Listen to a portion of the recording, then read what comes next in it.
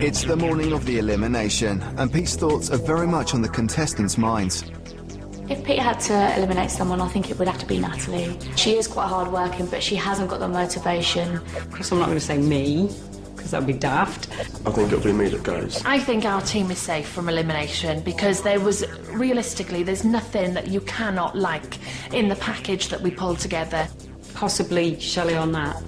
It could be me, it could be Damon, it could be Ian. I really don't know, because it depends what he's looking for. It would have to be between myself and Ian, as Denise really couldn't be faulted, in all fairness, for that task. Hi, everyone. Hi. Well, it's that special day where we find out which one of you has not got what it takes to be my PA, and that person will have to leave the house immediately. This week, you were taught the art of blagging.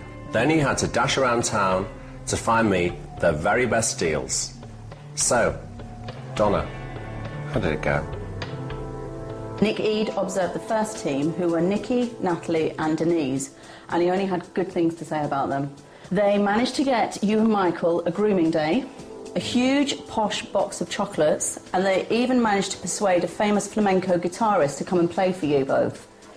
Estimated value of £5,000. And I was with the other team, who were Shelley, Ian and Damon. They went out with really great ideas. They were going to get you huge stuff, but ended up going into any old store that was around, running around like headless chickens. They managed to get a few bath products, total retail value of £30. This week, you also had a chance to impress me by blagging a romantic date for Michael and me. OK, Rob, get your claws out. How did it go? Well, each team was given a theme in terms of pulling together something from nothing, and I observed a team made up of Ian, Damon and Denise. They started off very strongly, they had some great ideas. They managed to get some off-road driving for you, which they decided not to go through with. They, in the end, went with a sex museum, so they managed to close it off for you and Michael. They got the champagne lunch in one of London's top restaurants in their private dining room, so that's all of the good stuff. Unfortunately, this is a competition, so I have to point out some of the negatives. And I suppose my biggest problem is that with the interpretation of the theme, I didn't think it was sufficiently fulfilling the brief of thrilling your client. You did get a goodie bag, but Ian, you paid for it, didn't you? The challenge was to see how well you can persuade people to use brand Pete to get him things, not to shell out for it out of your own pocket. So for me, that's a big failing. OK, Donna, spill the beans.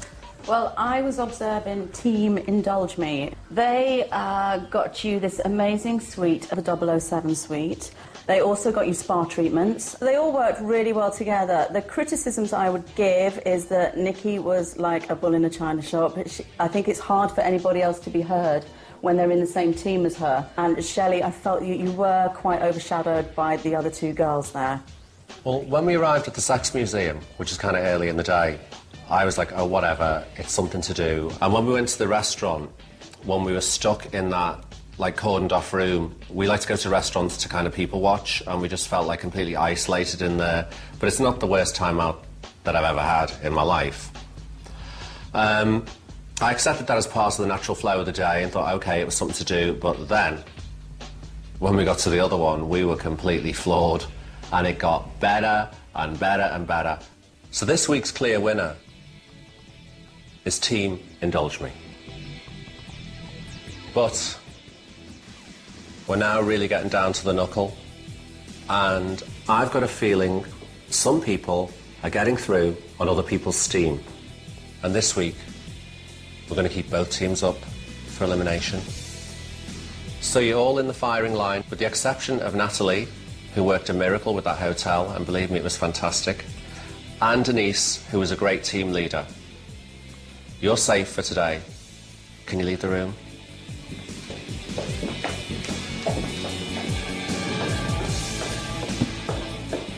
You were clear losers. Yeah. But you didn't expect that twist. So you've got the best of both worlds. You can blag and you've got the best personality in the house. Think you have. I need each of you to step forward and tell me exactly what you did on this challenge. Starting with Nikki, step forward. My task was to get the spa and the treatment, and I do take on board that you say I need to calm down. I'm trying very hard and I will, but I'm so enthusiastic about doing a good job that if that's a fault, I will work on it, but I still want to give you 110%. Okay. Shelley, your go. I feel I did work hard. I don't think I was overshadowed by the both of them. I mean, I didn't do as much blagging, I must admit. My topic was the limos. I was on the phones all day to every limo company across London. And, you know, I was stressing. By the end of the day, I managed to get you a car. I would be absolutely gutted if I went today. If you give me that one more chance, I'll prove to you that I will not make any more mistakes. I will show you the true me. Ian, you step forward and have your say.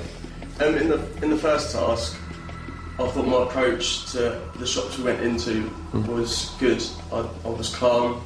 I expressed what we actually needed, even though I did feel that people did come across and just step in front of me trying to put their ideas across. Who let you down? I'd have to say Shelley let me down. You were arguing to me in front of the customer as well. But I think we all talked about this, and it wasn't really an argument. I was giving you a bit of advice because I just thought if we had that approach in the next shop, we'd just get shut away and we actually would come away with nothing. But you said you was going to go into the shop and you was going to approach them, and you stood there and you said nothing, and that's why I decided to take over. That's the only reason why I took over. Step back, Ian. Step back. Okay, Damon. I had some very big ideas. I had an idea of you landing a helicopter, landing a balloon, then obviously going from there, having a portrait done of you and Michael together, you know, eating, like having a picnic or something. But I already said, you know, ideas don't count for anything. Everyone has great ideas. You know, it's the perspiration that's turning it into reality. So who would you get rid of and why? I don't blame him for anything at all, but it would have to be Ian. Okay, step back. Thank you. So now we're going to have to ask you to leave the room, and as I'm sure you know, when you call back in, someone's going to be eliminated. So can you all please leave the room?